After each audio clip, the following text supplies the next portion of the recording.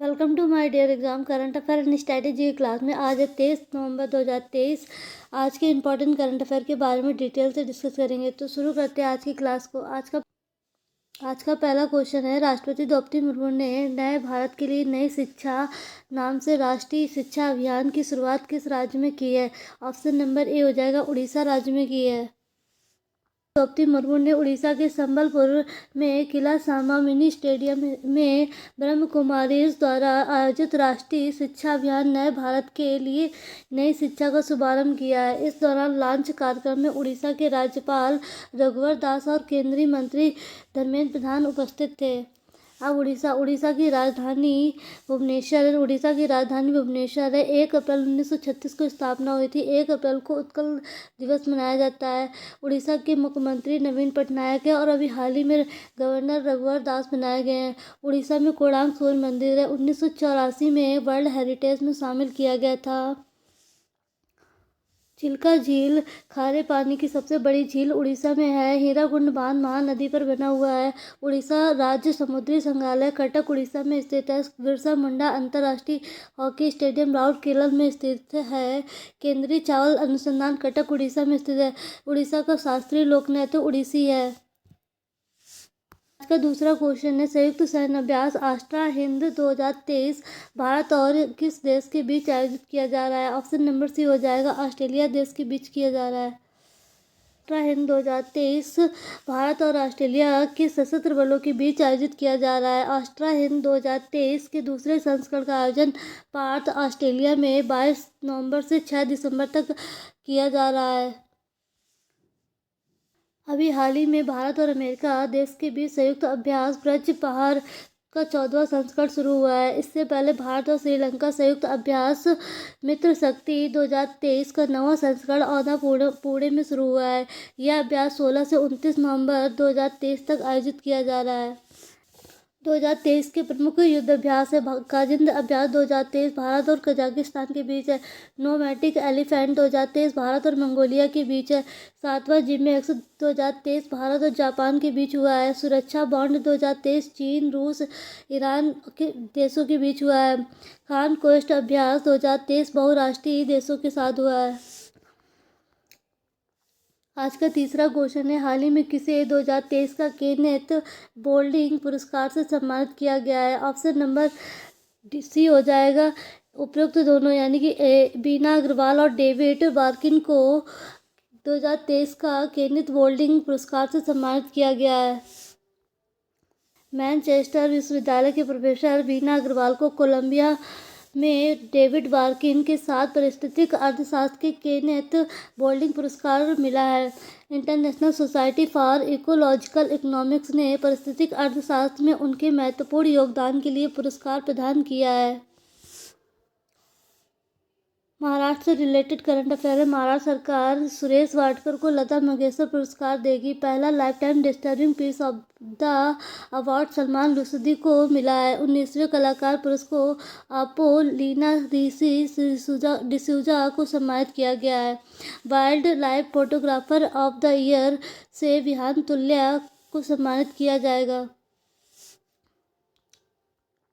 आज का चौथा क्वेश्चन है, विनय टोन्स किस बैंक के एमडी बने हैं? ऑप्शन नंबर ए हो जाएगा एसबीआई बैंक के विनय टोन्स एमडी बने हैं।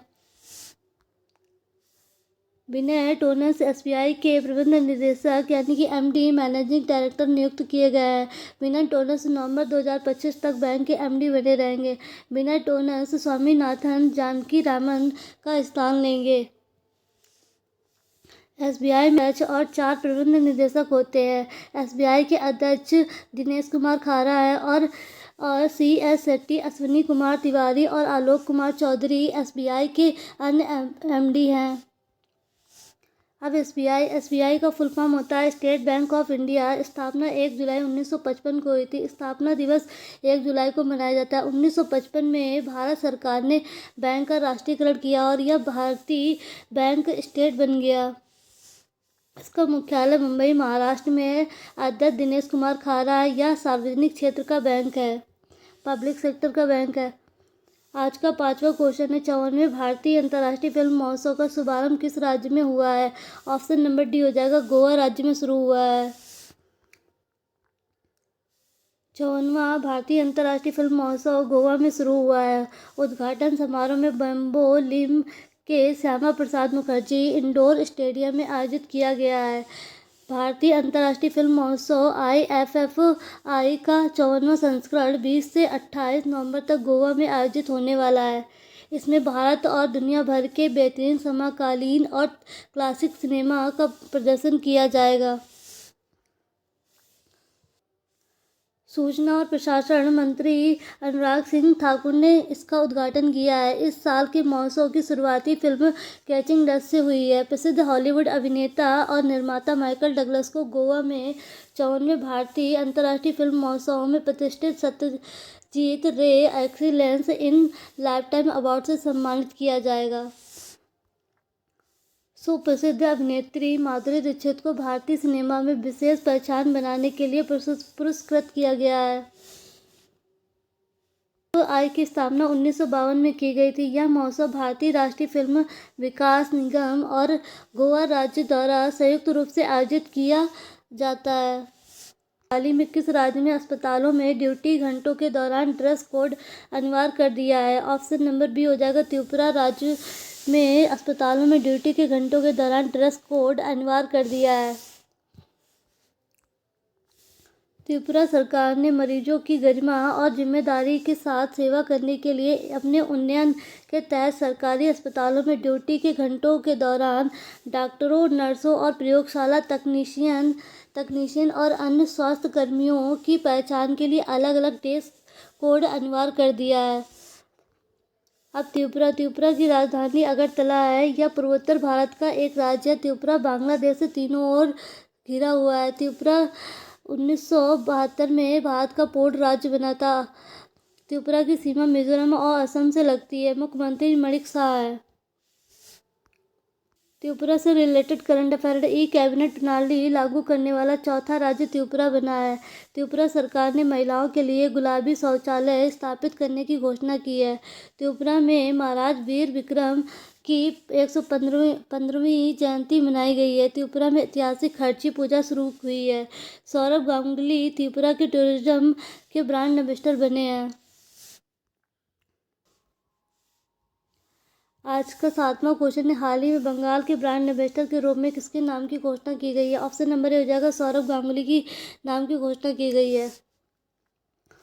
कोलकाता में आयोजित एक वार्षिक कार्यक्रम में बंगाल ग्लोबल बिजनेस समिट हुआ है, जिसमें मुख्यमंत्री ममता बनर्जी ने पूर्व क्रिकेटर और भारतीय क्रिकेट कंट्रोल बोर्ड BCCI के पूर्व अध्यक्ष सौरभ गांगुली को बंगाल का ब्रांड एम्बेसडर नियुक्त किया है। का 8वां क्वेश्चन, WHO के अनुसार खसरे के मौत के मामले में कितने % की बढ़ोतरी हुई है? ऑप्शन नंबर बी हो जाएगा, 43% की बढ़ोतरी हुई है।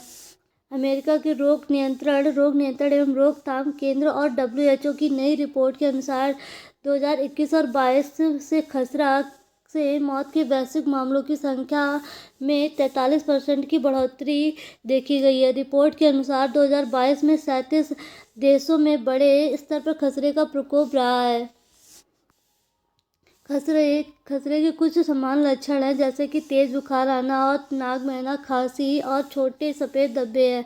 यह पैरामाइकोसिस वायरस परिवार के वायरस से होता है। वायरस पहले श्वसन तंत्र पर हमला करता है और फिर पूरे शरीर में फैल जाता है। आज का 9वां क्वेश्चन है, किस IIT ने इनक्यूबेटर और एक्सीलेटर पर भारत का पहला सूचना मंच विकसित किया है? ऑप्शन नंबर सी हो जाएगा, IIT मद्रास ने विकसित किया है। IIT मद्रास के institute of eminence research centre for research on startups and risk finance ने बताया है कि विशेष रूप से इनक्यूबेटर और एक्सीलेटर के लिए एक सूचना मंच विकसित किया है। आज का 10वां क्वेश्चन है, जम्मू कश्मीर के किश्तवाड़ जिले के किस प्रोडक्ट को जियोग्राफिकल इंडिकेशन टैग दिया गया है? ऑप्शन नंबर ए हो जाएगा, केसर प्रोडक्ट को जम्मू कश्मीर के किश्तवाड़ जिले के लिए GI टैग दिया गया है। जम्मू कश्मीर के किश्तवाड़ जिले के पहाड़ी क्षेत्र में केसर की खेती की जाती है, जिसे भौगोलिक संकेत पंजीकरण द्वारा कार्यालय द्वारा किश्तवाड़ जिले को जीआई टैग के नाम से दिया गया है। केसर की खेती जम्मू के किश्तवाड़ क्षेत्र में और कश्मीर के कुछ भागों में की जाती है। केसर, जिसे आमतौर पर कुमकुम के नाम से भी जाना जाता है। अभी कल के क्लास में बताया था कि लद्दाख की खुबानी और पश्मीना और लद्दाख की लकड़ी की नक्काशी के लिए जीआई टैग के बाद लद्दाख की सीवाक्थन, जिसे जंगली फल भी कहा जाता है, उसे जीआई टैग दिया गया है। अब समझते हैं कि जीआई टैग क्या होता है। जीआई टैग का फुल फॉर्म होता है जियोग्राफिकल इंडिकेशन होता है। Geographical indication tag, GI tag, जो किसी विशेष क्षेत्र से संबंधित प्रोडक्ट को दिया जाता है। भारत में जीआई टैग वस्तुओं के भौगोलिक संकेत और पंजीकरण संरक्षण अधिनियम 1999 के तहत प्रदान किया जाता है। भौगोलिक संकेत अधिनियम 2003 से लागू हुआ है। जीआई टैग उद्योग संवर्धन और आंतरिक व्यापार विभाग, वाणिज्य और उद्योग मंत्रालय के तहत भौगोलिक संकेत रजिस्ट्री द्वारा दिए जाते हैं। पहला जीआई टैग 2004 में दार्जिलिंग की चाय को दिया गया था। आज का 11वां क्वेश्चन है, भारत ने हाल ही में किस देश के साथ फिर से ई वीज़ा सेवाएं शुरू कर दी है। ऑप्शन नंबर ए हो जाएगा कनाडा देश के साथ फिर से ई वीज़ा सेवाएं शुरू कर दी है भारत ने। खलिस्तानी आतंकी हरदीप सिंह निज्जर की हत्या के बाद भारत और कनाडा के बीच राजनयिक तनाव काफ़ी बढ़ गया था, जिसके बाद भारत ने कनाडाई लोगों के लिए ई वीज़ा सर्विस को सस्पेंड कर दिया था। लेकिन राजनयिक विवाद के बीच 2 महीने की रोक के बाद भारत ने कनाडाई लोगों के लिए ई वीज़ा सेवाएं फिर से शुरू कर दी हैं। अब कनाडा उत्तर अमेरिका का देश है। राजधानी ओटावा है और मुद्रा कनाडाई डॉलर है। प्रधानमंत्री जस्टिन ट्रूडो है। क्वेश्चन है, हाल ही में किस मशहूर प्रोड्यूसर और फिल्म निर्माता को एमी अवार्ड 2023 में बेस्ट डॉक्टरेट अवार्ड से सम्मानित किया गया है। ऑप्शन नंबर ए हो जाएगा एकता कपूर को सम्मानित किया गया है। में मशहूर प्रोड्यूसर और फिल्म निर्माता एकता कपूर को 91वें एमी अवार्ड्स 2023 में बेस्ट डॉक्टरेट अवार्ड से नवाजा गया है। इंटरनेशनल एमी अवार्ड्स की प्रमुख विजेताओं की लिस्ट है। बेस्ट एक्ट्रेस कार्ला सूजा को ला कैडा के लिए दिया गया है। बेस्ट एक्टर यानी कि सर्वश्रेष्ठ अभिनेता द रिस्पॉन्स के लिए मार्टिन फ्रीमैन को दिया गया है। मारियोपोल द पीपल्स स्टोरी के लिए दिया गया है। बेस्ट स्पोर्ट्स डॉक्यूमेंट्री हार्ले और कात्या को दिया गया है। बेस्ट ड्रामा सीरीज पुरस्कार the impress German web series को दिया गया है। Best unique comedy Vir Das landing show के लिए दिया गया है। Doctorate award Ekta Kapoor Indian television industry में उनके कंट्रीब्यूशन के लिए दिया गया है। Emmy awards, international Emmy awards को टेलीविज़न का ऑस्कर अवार्ड कहा जाता है। यह अवार्ड टेलीविज़न इंडस्ट्री का सबसे बड़ा अवार्ड कहा जाता है। Emmy awards academy of television arts and sciences की ओर से दिया जाता है। एमी अवार्ड्स सेरेमनी की शुरुआत 1946 में सिड कैसेट ने की थी। पहला एमी अवार्ड्स सेरेमनी 25 जनवरी 1949 को हॉलीवुड एथलेटिक क्लब में हुआ था। आज का 13वां क्वेश्चन है, चेन्नई में शंकर नेत्रालय के संस्थापक कौन है जिनका हाल ही में निधन हो गया है। ऑप्शन नंबर ए हो जाएगा डॉक्टर S.A. बद्रीनाथ का हाल ही में निधन हो गया है। शंकर नेत्रालय के संस्थापक डॉक्टर S. बद्रीनाथ की बीमारी के कारण 83 वर्ष की आयु में 21 नवंबर 2023 को चेन्नई में निधन हो गया है। डॉक्टर बद्रीनाथ ने 1978 में मेडिकल रिसर्च फाउंडेशन की एक इकाई के रूप में शंकर नेत्रालय की स्थापना की थी।